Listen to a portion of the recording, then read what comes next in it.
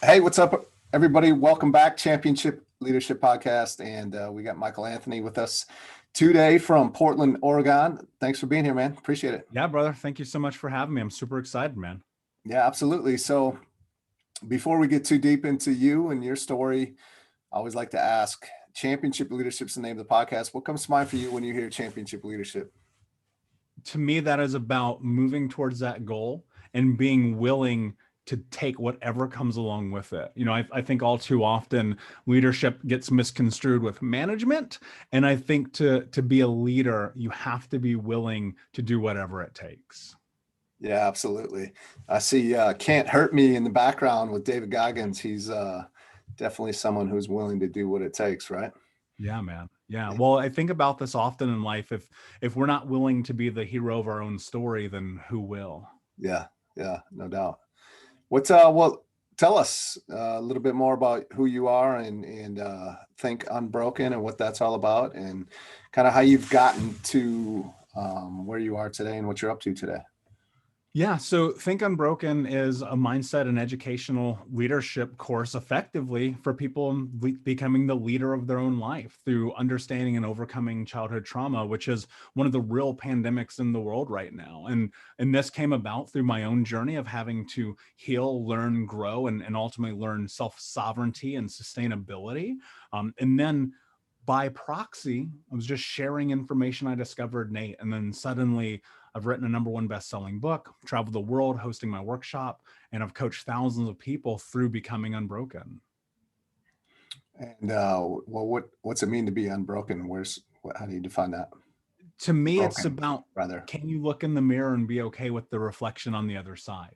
Meaning, like, are you honest? Are you living within your values? Do you understand your wants, needs, interests, your personal boundaries, your mission, your goal, your personal statements? Can you identify who you are and then live with authority and actuality through that? So much of it is about self-actualization. We come from, especially in American Western culture society, from this place where we're told to be afraid of our dreams. But I challenge you, can you get there anyway, despite the things that you've been through, excuse me, or even perhaps in my case, in spite of them, and say, you know what, watch me, watch what I do. Yeah, yeah. So I keep coming back to these books behind you. So what's the reason for the books that you chose to be prominently displayed? And if you're not watching this and you're listening, it's the 10X rule. Grant Cardone, I believe. Is that the linchpin? Think That's my Unbroken. book, I'm Think sorry, that's your Unbroken. book. Yeah. For some reason, I was thinking linchpin and then Can't Hurt Me. So yeah, is there a story behind that? Yeah, actually, no one's ever asked me that. I love that question, man. So 10X rule, I didn't know who Grant Cardone was before 2 months ago. And I came across this book because he was chasing me on social media. He's like, buy my book, buy my book. I was like, fine, Grant, I'll buy your Yeah. book. Leave me All alone. right, bro. And I read it and I was like, wow, okay, this is someone who gets what I'm trying to do at scale. Yeah. And 2 weeks ago, I was at the 10X boot camp. I pitched Think Unbroken in front of 10,000 people live. I won Awesome. first place, and Grant Cardone donated $10,000, invested $10,000 into Think Unbroken. Oh, wow. So, I got mad love for, I didn't know this guy 2 months ago. And it's really Hmm. incredible the impact that he's had on my life in such a short period of time. Yeah. And then the David Goggins book. So that's actually autographed by David. One of my best friends, David, gave me a copy of that book because I told him to read it listen to it on audiobook as he was training for marathon, and it changed his life. And Goggins' life and mine have a lot of parallels. We're both from Yeah. Indiana. We both had hyper abusive families. Where he went into the military, I actually couldn't pass MEPS because of a childhood knee injury from wrestling. And Okay. so the parallel kind of ends there, but then Yeah. connects in other places. Yeah. And then my book, because if you don't believe in yourself, then who Yeah. will? Well, 100%. Yeah, absolutely. Appreciate you sharing that. What's, Yeah, for sure. uh, you work with people on their childhood traumas, yes? Yeah. So maybe talk a little bit more about that, and maybe even a little bit more about yours, if you're willing to. And then another question is do you find that it's pretty common that most have some form of childhood trauma? I think for me, there most certainly probably is. And a lot of times I would probably also discredit it and not realize how much of an impact it makes on my life. Yeah, I absolutely. I don't love know. those questions. First, you're absolutely right, Nate. 83% of adults by study probably have at least one adverse childhood experience. And so there's this thing called the ACE survey, 1994. It needs to be revamped, but they're working on it. Mhm. 1994, Dr. Felitti and the California Center for Disease Control, along with Kaiser Permanente, did this survey of adults to discover why people were having these long-term physical, mental, emotional ramifications from their past. And what they discovered was, on average, 83% of all people on planet Earth have one childhood adverse experience. And that could be, parents getting divorced, or drug addict, or not being clothed or fed, or the list goes on and on. And Mhm. then if you do have one, the chances are you're probably going to have two or more, right? It's Yeah. exponential. I'll give you the elevator pitch of my life because I think it'll help create at least a baseline. Yeah. When I grew up in Indianapolis, my mother was a drug addict and alcoholic. She actually cut off my right index finger when I was 4 years old. My stepfather, hyper abusive, the kind of dude you never want to have in your life, never met my real dad. We're mainly homeless during my childhood. From 8 to 10, I lived with 30 different families. I was stealing food and water to survive. We're talking about America. I was stealing food Yeah. and water. Wow. By the time that I was 12, I got high for the first time. When I was 15, I got expelled out of school. I was selling drugs, running with the wrong people, carrying guns, breaking into people's houses, pawning their stuff to make money. Like, it's insane what I was doing. I didn't graduate high school on time, but I did eventually, luckily. And my three childhood best friends have been murdered. When I was 18, I was thinking about, what's the solution for all this, Nate? Like, how do you solve this? And I was like, oh, it's money. And I knew that if I stayed on the track that I was going, I was going to end up dead or in jail. My childhood best friend had just got arrested doing a cocaine deal. I got family in prison for life. I come from this place where you don't get out. And I said, Mhm. I'm going to make $100,000 a year legally. That was my goal by the time I'm 21. Fast forward to 21, I cashed my first check for $10,000 right before my 21st birthday, working for a Fortune 50 company. This is almost impossible. Now you'd think, great, life got better. Wrong. What ended up happening is that money exacerbated all the chaos of my life. More Yeah. drugs, more clothes, more cars, more food, more women. I found myself 350 pounds, smoking 2 packs a day, drinking myself to sleep, and on my 25th birthday, put a gun in my mouth. The truth is, what I didn't understand that I now know over a decade removed from that moment was the implication of childhood trauma and all those things being kept inside of me that were creating this incredibly intense vortex of chaos. Fast forward, here I am talking to you after doing the work, going through it. And the coaching thing, writing a book, being a mentor, being an advocate, doing this work, it was serendipitous because I was just trying to share the education. Because what I understood is, if I had to discover it, that means other people needed to discover it too. Yeah. And the biggest thing is, I look at the world, I look at what it is that I want to do and what I want to accomplish. And I think about the fact that there are millions of people impacted by this who are terrified to be the leader of their own life because they're scared of their own potential. And I Mhm. know what we're capable of doing. And that's my mission. How do we move through this? Well, how do you help somebody that is going through life impacted by maybe some of that trauma and has no clue that they are? Yeah, I think what happens, unfortunately, is the nomenclature in this society is to say, get over it, put some dirt on it, man up, don't be a pussy. And Mhm. and that goes, like, that's regardless of gender. That Yeah. applies to men and women now, which is really Right. shocking. Yeah. And so the first thing that you have to do is also the most uncomfortable thing, Nate. You have to acknowledge that maybe something bad happened. That Mm. doesn't mean you're culpable for it. And I think we have to be very clear about this distinction. You're Yeah. not responsible for things that happened to you when you were 5, 7, 14, 18, right? Right. But now you're faced with this really difficult question of, what am I willing to do to have the life that I want to have? The acknowledgement comes in the form of giving yourself grace and saying, you know what, maybe there is a reason I ended up like this. Maybe there is something that has brought me to this moment. but then taking that understanding, that acknowledgement, and not being a victim of it. Because look, realistically, up until that point, you have been. I found myself doing drugs, anonymous sex, hurting people, like putting myself in the most precarious situations that you could, because I was terrified of the reality that I had to acknowledge the darkness. And there was a lot in there, brother. And what happened was, in that acknowledgement, it actually seemingly freed me. Now, it became more difficult in one sense, because in the aspect of the journey of healing, and I'll get to answering your question here in one second, in the aspect of that, I had to put myself in a position to be uncomfortable, to become vulnerable with myself, to Yeah. become an emotionally capable human being. And that meant going to therapy and AA and NA and SA and all the A's, going to men's group, going to personal development conferences, reading the books, going and doing all the things that I never dared dream that I would do, because I knew somehow instinctually on the backside of all that, something beautiful could potentially happen. And that was enough to drive me. And as a coach and as a mentor and an advocate and an author and the things that I do now, the way that I help people, I cannot heal anyone. That's not how this works. And I'm not a therapist. I never will ever claim to be, nor do I want to be.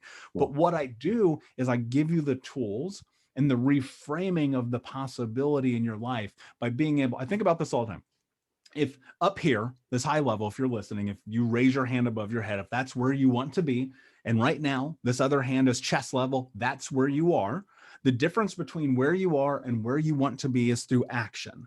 Can we create a game plan? Can we create a framework? Can we create something that elicits a path forward? Again, despite or perhaps in spite, if you need a little bit of fuel, what you do sometimes, of your past, to ultimately become the leader of your life and the hero of your own story. And so much of that is enveloped and ingrained in us from youth. You're not good enough, you're not smart enough, you're not capable enough. Well, how do we reframe that? How do we change that understanding? And more importantly, how do we show up for ourselves every day? Yeah, appreciate that. What are some of the championship leaders that have impacted you inside of your life? Like, who are some of the people that have come along in this journey that you've been on, that have stood out, that have helped you get to the path that you are today? And what is it? What are some of the characteristics about those people that really stand out? Man, I love that question so much. There are so many people. I in passing, I once heard someone say, if you're the smartest person in the room, you're in the wrong room. And Yeah, I didn't understand that until I started being the dumbest person in the room intentionally. yeah, And that really profoundly changed my life. There's a couple people that come up. One, Mr. Bush, my senior year business teacher in high school, the only person brave enough to fail me in a school where it's impossible to fail, because he saw potential. It's very much like, let's just get him thrown into the world and let the police deal with them kind of yeah, situation. And on 3 days before graduation, the list was posted, and I was at home stoned playing video games. And my girlfriend calls me and she goes, "You're not on the list. You're not graduating." And I knew immediately it was him. I just knew. yeah, So I go to school. I'm pissed, man. And I'm standing out the hall waiting for it to end. And he comes out and I'm like, "What the fuck is your problem? Why did you fail me?" Just laying into this guy. And he's calm. He's 6'6", 300. He ain't worried about me, brother. And he looks at me and he goes, "I didn't fail you. I asked you to do one thing," which earlier in the year I told him, "I'm not coming to your class, man. It's 7:15 a.m. I'm up hustling all night. I don't care about this class." yeah. And he gets it. 20 years of teaching, he's seen it all. And he Mhm. goes, "Check in with me and do homework. We will figure it out." Nate, you know how many times I checked in or did homework? Yeah, Just guess. I'm guessing 0. less than one, right? Yeah, Yeah, less than 1. And so I'm sitting there and I'm having the conversation with him. And he goes, "You need to know something really important about life. You're not going to be able to make it by on your charms and your good looks." And in that moment, I was irate. sure. Now I was the failure, right? Now I was the person who couldn't graduate the easiest school probably in America to graduate from, Yeah, because he believed in me and I didn't understand that. And fast forward decades later, that still holds true. If you want to get by in mhm, life, you got to put in the work. yeah, And then, of course, I find Jay-Z to be a fascinating human being. Tom Bilyeu, is Yeah. one of my mentors and one of my favorite people on planet Earth. I love Mel Robbins and Brene Brown, but then normal people, people you reach and approach on the street, people who you see Mhm. out there making it work, being a good father, a good brother, a good sibling, a good mother, a person of the community, a person who moves the needle, even though that needle isn't bazillions of people. It's what to answer your other part of your question, what draws me and attracts me to them is self-actualization. I noticed something. So Think Unbroken is now my third business. When I was in my early 20s, I was running a legal business. This is very important. And I was listening to all these entrepreneurs, and I was deep into those books, right? Deep into those podcasts were kind of new then, but they were existing, and deep into these conferences. And one day, Nate, it just hit me like a brick to the face. Do you know what most people who are successful have in common? They're not afraid to be themselves. Mm. And Yeah. that's what was holding me back for so long. I was terrified of the potential of being myself. And in that moment, that recognition, like that was a game changer for me. And so that's what I look into when I surround myself with people. Because if it's true that we're the sum total of the 5 most common people we spend our time with, then I want to spend my time with people who know who they are. Yeah, absolutely. That's a great point. And so true. And it is sometimes hard, especially with social media, and we get in our heads and we constantly think that people are worried about us and what we're doing in our lives when they got enough to worry about in their own. And we want to put out the best version of ourselves instead of really truly owning who we are, right? Yeah. Well, and look, think about this, man. There's 8 billion people on planet Earth. Nobody knows who you are. Yeah, true. So you might as well show up as yourself. Yeah, yeah, I agree. Well, Mr. Bush, have you did you did you ever have any kind of a relationship with him, or ever talk to him again after that meeting in the hallway, or was that it? I love that question. So I had this really strange moment. So there was a period of time when I was an international wedding photographer, and I was Yeah, doing, I've lived a lot of life. So I know that sounds insane.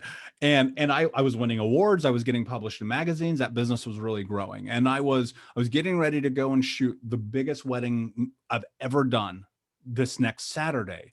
And I needed a couple more memory cards. And so I just needed to clear my head. I'm like, I'm going to go to the furthest away Best Buy in town. So I yeah, get in my car and I drive there, and I go, I'm in the aisle, and in the corner of my eye, I see who I think is Mr. Bush. Now, yeah, dude, this is 12 years later. yeah. No, excuse me, 10 years later. And so there he is standing, and I walk up to him and I go, "You don't remember?" He goes, "I remember you." He said my name, and I was like, "Whoa, holy shit." Wow. And I go, "You saved my life." He goes, "No, I didn't. You did." And he shook my hand and walked away. And I was like, what just happened? And I had tears in my eyes, man, because it Yeah, was one of the most emotional experiences of my life because I never had anybody believe in me. yeah, yeah. That's awesome. Thanks for It was sharing. nuts, man. It was like out of a movie or Yeah, something. yeah. Mic drop. Out of here. See ya. Yeah, it's Yeah. effectively what he did. That's great. Um, I like to ask this question. Championship leaders have incredible vision and more so courage to act on that. Seems like you got a pretty powerful vision. Would you be willing to share? What is that? What's the impact you want to make, even short term, next 5 years or so? Yeah. Well, twofold, right? Long term is I want to end generational trauma. I effectively want to put myself out of business and make myself obsolete. I recognize that on a long enough timeline that will happen, but understanding the construct of the world that we live in and 8 billion people, I'm Yeah, going to die before that happens. So right. what I'm trying to do is create the framework and the baseline for it so it lives far beyond me. Within the context of the next 3 to 5 years, the biggest things that I want to do is give my content, my education, my mentorship to 1 million impoverished and underserved children in America so that we can give them the mindset tools that they need to go into the world to have a real life. We know school does not prepare you for life. I don't know what's happening over there. It's all nonsense. It Right. makes no sense to me. And yet we expect children to come out in the world and serve and be a part of the community and be leaders when they have no idea. Think about this. How shocking was it when you got out of high school? Right? It is like one of the biggest shocks you ever Yeah. experienced in your Yeah, life. absolutely. You are no way prepared for that. In high Right. school, middle school, elementary school, they lie to you. So I want to give this system through the Think Unbroken Academy Foundation, which is a nonprofit I'm working on building right now to be seeded by the funds of Think Unbroken, to give that education to not only children in America, but around the world. Because I want to create an exponential effect. If I can create the trickle down from empowering adults to become the leader of their life, and then on this side, give it to children, then by expansion and the property of exponentiality, eventually on that timeline, I'll make myself obsolete. Yeah. Wow. That's an incredible vision for sure. What's switch gears here a little bit. What's and I know you've probably mentioned a few yet, but it seems like you have a number of them, as I think we all do.